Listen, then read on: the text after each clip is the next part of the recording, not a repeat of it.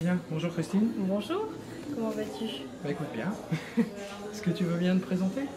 Oui, alors, qu'est-ce que je fais dans la vie? Je suis psychosociologue, j'ai donc autant une activité de psychothérapeute, notamment en analyse transactionnelle, enfin en tout cas basée sur l'analyse transactionnelle et d'autres méthodes depuis. Je fais des stages de développement personnel, notamment sur une thématique qui est dans l'air du temps, oser changer sa vie. Et puis sinon, j'ai une activité en entreprise où je fais de l'accompagnement au changement, dans deux cas de figure, dans des cas de figure où ça ne va pas très bien, dans des situations de crise, de conflit ou liées aux risques psychosociaux aussi. Harcèlement, suicide et autres joyeusetés. Et puis aussi de l'accompagnement au changement quand les entreprises sont en croissance, en évolution et qu'elles ont besoin de savoir comment faire bouger les choses. Comme on est dans une société en mutation, il y a des changements qui sont plus difficiles à gérer, donc les résistances sont encore plus importantes. Et puis j'ai une autre activité, donc quand je dis que je fais de l'accompagnement, c'est aussi bien au sein des organisations qu'en tant que coach. Et une autre activité qui est d'être écrivain. Et donc j'ai publié 15 livres, plus 4 collectifs et d'autres en cours. Voilà, est-ce que ça te va? C'est très bien. Parfait. Parmi tous les livres que tu viens de publier une trilogie. Alors de quoi est-ce que parlent ces 3 livres? Alors j'ai sorti une trilogie de la mutation, donc il y a 3 ouvrages. Le premier qui s'appelle L'imaginaire du 11 septembre. Décembre émerge un nouveau monde. Le deuxième, c'est Entrer dans un monde de coopération, une néo-renaissance. Et le troisième, c'est S'approprier les clés de la mutation. Donc les 2 premiers sont des essais. Mon objectif étant d'expliquer pourquoi le monde change. Donc j'avais fait un premier ouvrage, celui sur le 11 septembre, donc lié au 11 septembre, et montrer en quoi c'était paradigmatique et en quoi ça venait montrer qu'il y avait un changement majeur de société. Et le deuxième, c'est donc 10 ans après, donc il est sorti en 2013, c'est démontrer qu'est-ce qui a bougé du coup. Parce qu'en fait, je disais dans le premier ouvrage que en fait, le changement passerait par la base, passerait par les citoyens, compte tenu du fait que la complexité des choses à changer rendait, en tout cas en 2001, les gens assez impuissants. Ils se disaient mais comment on va faire? Et donc ça m'avait bien interpellée, parce que j'ai fait cet ouvrage basé sur des interviews réalisées dans plusieurs pays. Et j'entendais des choses, des espèces de leitmotiv, on est impuissant, on ne sait pas quoi faire, on ne sait pas comment faire. Et l'essentiel des gens disaient, en fait, là où on peut faire changer les choses, c'est dans l'intime de soi. C'est-à-dire dans sa sphère intime, soi-même déjà, se remettre en cause, et puis dans la relation, dans sa proximité. Et du coup, je voyais tout à fait le lien avec cette notion de changer localement. Et donc 10 ans après, c'était de regarder ce qui s'était produit. Et dans cet ouvrage, j'en ai profité pour montrer en fait l'évolution de la conscience humaine. C'est-à-dire, quelle est cette évolution qui malheureusement pour l'instant marche souvent au travers de grosses difficultés telles que ce qui s'est passé au siècle dernier avec les différentes guerres, génocides et autres qui nous ont poussés à prendre conscience. Et puis le 11 septembre qui était un événement parmi d'autres, mais qui a été suffisamment médiatisé et fulgurant pour que les gens aient envie de se remettre en question. Et donc dans ce regard sur l'évolution de la conscience humaine, je montrais aussi l'évolution d'une prise de conscience de « ça suffit la guerre » à passer à une volonté de vivre en paix. Donc on ne se rend pas compte du bien précieux qu'on a d'être dans des pays en paix depuis 65 ans, plus de 65 ans. Donc on a banalisé les choses alors que c'est quand même primordial, surtout pour des pays qui n'y sont pas, ils en apprécient eux l'importance. Mais plus profondément, ça nous amène donc à des valeurs de paix qui conditionnent le comportement. Donc en même temps que les guerres principales du siècle dernier se sont arrêtées, même s'il y en a d'autres conflits qui ont continué, il y a eu en parallèle de ça une évolution des pratiques thérapeutiques. Et donc que ce soit par Palo Alto et autres, il y a eu une prise de conscience du type de thérapie ou de développement personnel ou d'accompagnement qu'on pouvait faire. Et dans les 20 dernières années, 10 dernières années, ça s'est largement démocratisé. Maintenant, tout le monde est au courant du développement personnel. La psychologie, c'est quelque chose qui est ancré dans la représentation de tout le monde. Ça ne veut pas dire que tout le monde a fait un travail personnel, mais c'est quelque chose qui est dans le paysage commun. Et maintenant, je trouve que ça va de plus en plus vite avec l'avènement de tout ce qui est mindfulness, méditation, pleine présence et autres, qui sont maintenant rentrés dans le champ laïque et rentrés dans le champ de la représentation commune pour l'ensemble des personnes. Donc ce que j'ai voulu faire, c'était montrer comment on évolue dans un premier temps un peu par la douleur, et que le fait qu'on soit dans des pays en paix nous fait regarder autrement les choses. On est sensible à la bienveillance, à la compassion, à la bonté, au bien-être. Enfin, ça nous fait voir les choses différemment du fait qu'on n'est plus dans cette urgence de survie. Alors justement, les lecteurs de ce blog sont intéressés par la question de la santé au travail. Quel lien tu fais entre cette évolution de la société que tu entrevois et la question de la santé dans son travail? Alors voilà, donc c'est la suite de ce que j'étais en train de dire ici. Donc on a quelqu'un comme Jérémy Rifkin qui a bien posé les choses sur cette nouvelle conscience qui émerge, qui est une conscience de l'empathie. Donc on a plusieurs types de personnes qui ont travaillé sur l'empathie, sur la bienveillance, sur la compassion, sur le bonheur au travail, et donc de l'observation d'un mal-être au travail, qui était plutôt le constat d'il y a une grosse dizaine d'années, où on parlait de violence au travail, de souffrance au travail, etc. Et bien de la même façon, on a envie d'aller de l'autre côté, du côté de la solution et du côté du bien-être. Et c'est tout à fait cohérent que d'un côté, on a envie d'une bonne santé au travail et d'un bien-être, et qu'en même temps, on soit conscient que pour y parvenir, il soit nécessaire d'être plus dans des dynamiques de synergie, de coopération que de compétition. Donc il y a quelque chose de cohérent entre être dans des valeurs de guerre, des comportements de compétition et du coup aussi des comportements de souffrance au travail et de vécu de mal-être, et avec la prise de conscience de valeurs de paix, de conditionner des comportements de coopération, de synergie, qui vont amener à se soucier de quelque chose de beaucoup plus positif. Donc il y a une interaction des éléments, et on observe qu'on n'a pas du tout le même comportement quand on est dans une logique de coopération. On va regarder l'autre avec sourire, on est dans de la confiance, tandis qu'avec la compétition, on va être dans de la méfiance.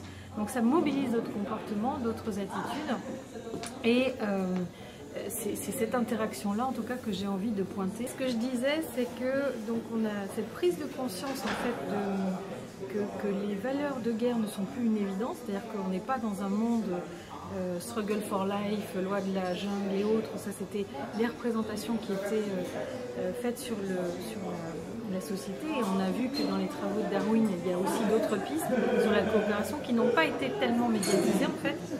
Et donc le simple fait de changer nos représentations sur la réalité, donc de sortir des valeurs de guerre qui induisent de la compétition, qui induisent de la méfiance et qui induisent de la souffrance et du mal-être, pour faire le lien avec ta question, eh bien, on va prendre un autre fil et on va poser des valeurs de paix qui vont amener des comportements de coopération et de synergie, qui vont amener à être en appétence de bien-être et de bonheur au travail, et qui vont changer et les représentations et les comportements et les aspirations.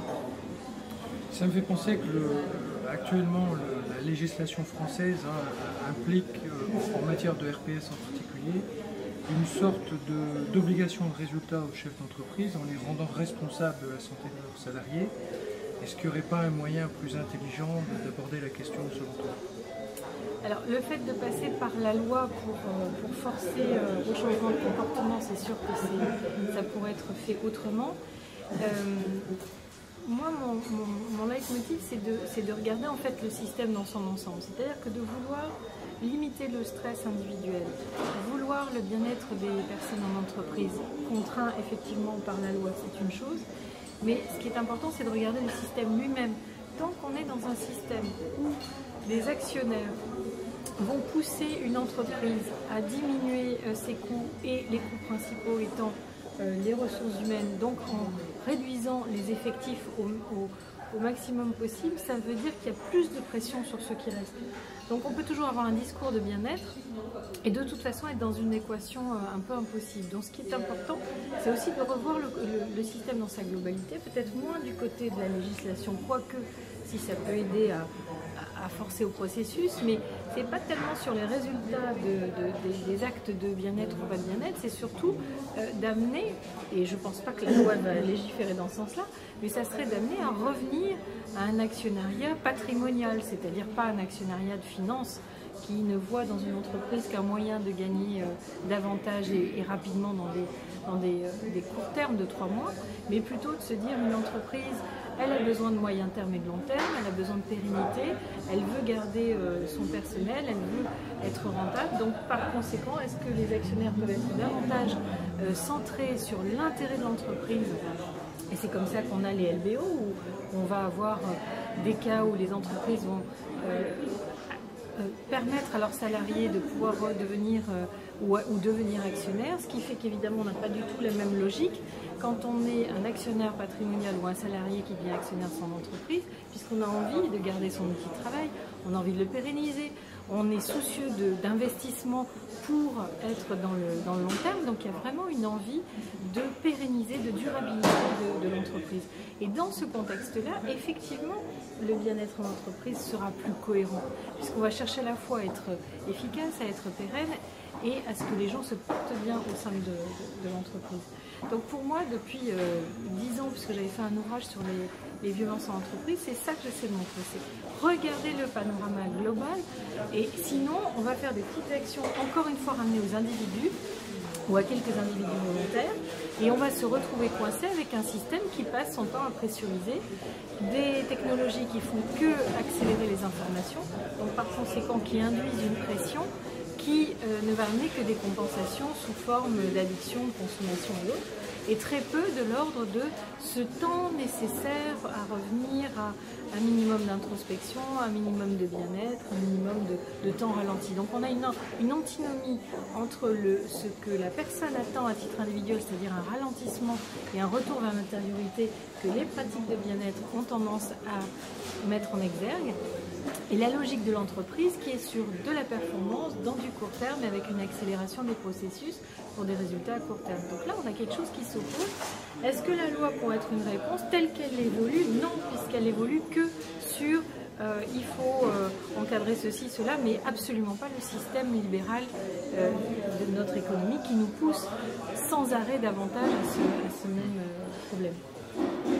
Ok. Dans tes ouvrages, tu parles d'humanité 3.0. Qu'est-ce que tu veux dire par là? Alors, de façon très cohérente avec ce qui vient d'être dit précédemment, c'est que cette accélération continue, donc des informations, donc on a d'un côté des informations en quantité non gérable par n'importe quel être humain en ce moment, et une accélération de la quantité des informations débitées, fournies, proposées. Et donc, avec les outils nomades, on est sans cesse joignable, sollicitable, et on n'a plus d'espace à être. Donc on est dans quelque chose où on a un point de rupture qui fait que pour l'instant il y a deux grandes pistes, deux grands avenirs qui s'offrent à nous en termes d'humanité. La voie du transhumanisme qui est d'aller du côté des nouvelles technologies qui seraient intégrées dans notre corps, pour faire simple, hein. Donc on est dans le cyber, le bionique, etc. En sachant que ces recherches-là sont largement financées et qu'on risque quand même un bel eugénisme, c'est-à-dire que ceux qui auront les moyens pourront se le payer et les autres, c'est-à-dire nous actuellement, on sera déjà une sous-humanité, ne parlons pas de tous ceux qui ne sont pas dans nos capacités actuelles, qui seront une sous-sous-humanité. Donc on voit des risques quand même énormes. À part ça, ça posera aussi la question de quel type d'humanité on parle, hein, si on a des implants de partout, si on est connecté en Wi-Fi de l'intérieur. Je ne sais pas, enfin, ça serait chouette de pouvoir se poser la question avant et de pouvoir être éventuellement co-décisionnaire. Je ne pense pas qu'on nous sollicite pour le moment, mais j'aimerais beaucoup, en tout cas, me poser cette question-là. Et l'autre côté, c'est le côté qui, par certains types de pratiques, essaie de développer une conscience supérieure de l'être humain, et donc qui pourrait être une voie. Sauf que ça ne suffit pas. Enfin, pour moi, le fait de développer une capacité de conscience, une capacité de méta qui fait qu'on va avoir d'autres comportements en fait. Parce que l'intérêt de la méditation laïque, pour ne pas rentrer dans les considérations spirituelles, c'est qu'on va développer à l'intérieur de soi d'autres compétences, on va développer les ressources du cerveau, du néocortex, qui vont nous permettre en fait de développer à l'intérieur de soi non pas uniquement les capacités de paix intérieure et de sérénité, qui sont déjà une bonne chose sur le bien-être au travail, mais aussi un espace d'accueil et de connexion avec la vie en général qui nous montre à expérimenter de plus en plus de coïncidences, de synchronicité, c'est-à-dire qu'on pense à quelque chose et on rencontre, on pense à quelqu'un, on le rencontre, mais pas une fois de temps en temps, mais de façon de plus en plus fréquente. Par exemple, là, tout à l'heure, voilà, j'avais un rendez-vous ici à Lille avec toi, Pierre, et c'était fort pertinent que le train ait quelques minutes de retard. Ça m'a permis de l'avoir à l'heure. Voilà. Donc idéal, tant qu'il y a un retard à SNCF, s'il tombe pile quand j'en ai besoin, c'est fabuleux. Bon, voilà, c'est une synchronicité parmi d'autres. Et donc on voit que le système se met à fonctionner différemment. Au lieu que je sois uniquement dans mon hémisphère gauche avec ma rationalité, je décide, je veux, je contrôle, et donc je vais faire des choses dans le concret pour obtenir mes résultats, je me mets à fonctionner aussi avec mon hémisphère droit. Et je suis dans une résonance de par mon intuition avec ce qui se passe à l'extérieur. Et simplement, cet espace d'intériorité développée développe une certaine conscience qui fait que ça développe ma capacité à être intuitive, une intuition qui se connecte avec aussi l'extériorité et qui va se traduire par des coïncidences et des synchronicités qui me font aller beaucoup plus vite que le fonctionnement de mon hémisphère gauche. Donc, l'accélération d'un monde bien particulier dans lequel nous sommes amène en fait à développer des comportements qui ne sont pas du tout ceux qui sont attendus, qui seraient plutôt l'hémisphère gauche. Et ces comportements hémisphère droit me permettent précisément de gérer l'accélération dans laquelle je suis. Donc ça, c'est un élément de réponse. Et en fait, je suis arrivée à dire, il y a peut-être sans doute plusieurs intelligences à développer. Donc au niveau de la cognition, c'est peut-être d'arriver au fur et à mesure un jour à être multitâche vraiment, tous, et donc être en capacité à la fois d'être dans la profondeur et à la fois dans le zapping, alors que pour l'instant on cesse, c'est-à-dire les plus jeunes sont plutôt dans le zapping avec un défaut de concentration ou en tout cas une concentration différente. Peut-être nous on est encore dans un souci de profondeur et pour moi c'est les deux ensemble qui vont marcher. Se couper du système et être que dans la lenteur, bah, ça me paraît pas réaliste avec l'accélération des technologies. Et n'être que dans le zapping, on fait que des nouvelles choses et on perd énormément de qualité sur les enseignements de tout, des plus anciens, de l'histoire. Enfin, on perd énormément de choses. Et du coup, on croit qu'on réinvente le monde, on fait simplement ce qui a été fait le siècle d'avant ou 2 siècles avant, sans en tirer les enseignements qui seraient fort profitables pour éviter de tomber dans les pièges qu'on développe. Donc cette intelligence-là, l'intelligence émotionnelle que tout le monde connaît, de nom au moins, donc être dans cette capacité, cette fluidité à l'utiliser. La capacité relationnelle, c'est-à-dire d'être dans une autonomie, là on se rejoint au niveau de l'analyse transactionnelle aussi, être dans cette autonomie où on sait tout dire à partir de l'état adulte, c'est-à-dire posé, réfléchi dans un ton qui est tout à fait entendable par l'autre, avec la capacité de recul, de métaposition et d'analyse de ce qu'on dit. Donc ça devrait être une compétence permanente qui permet vraiment de se dire les choses. Et si on le lit avec la communication non violente, d'être à l'écoute de nos besoins et de savoir les exprimer. Une intelligence de la systémie, c'est-à-dire que les lois de la systémie soient intégrées et qu'on comprenne que quand on agit, on n'est pas des êtres séparés, on est en interconnexion et avoir une connaissance des principes de la systémie, de la complexité, donc simplement être équipé intérieurement par rapport à ce qu'on vit là.